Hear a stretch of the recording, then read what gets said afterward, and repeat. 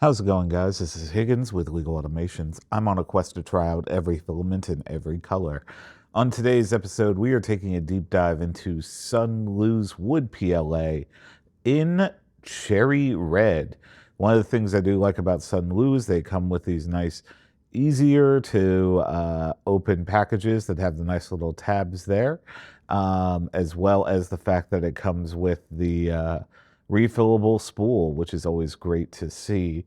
Um, but this is the wood-filled PLA, in this case, cherry red or cherry wood. Nice, rich, well, cherry wood color. Basically a reddish brown. Anyway, as you know, here at Legal Automations, we always dry our filament for at least 6 hours. So I'm going to go ahead and put that in the filament dryer. All right, so if you're new here, we start out by printing a benchy into generic filament settings in the slicer that we use, in this case, Bamboo Studio. So we're going to get that sliced up. Should take just shy of an hour and get that done along with all the test prints. And here they are. So we always start out with that generic benchy. One of the things I do like about the cherry wood is the fact that it comes out in this nice matte finish. No real major, issues. There was a little bit there with the lettering, with the generic filament settings. So we're going to see about rectifying that as we go forward. Next up, we have the dimensional cube. This was printed 40 by 40 by 40 millimeters cubed in spiral Voss mode. Overall, I'd say pretty good. No real major issues with that. Next up, the temperature tower. And the best one for this one, I would have to say, is probably 200 degrees. That spike had the least amount of stringing and no real globs on the spike itself. So that's always good to see. Next up, we had the retraction test. Retraction test performed very well. No real issues in that regard.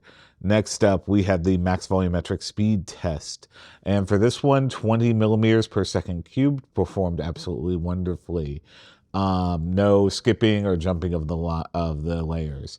Next up, we had the overhang test. The overhang test completed all the way up to 80 degrees. There was a touch of loss of detail, but again, as you got to the higher degrees, but nothing super major. Anyway, we got those settings dialed in and we reprinted that benchy.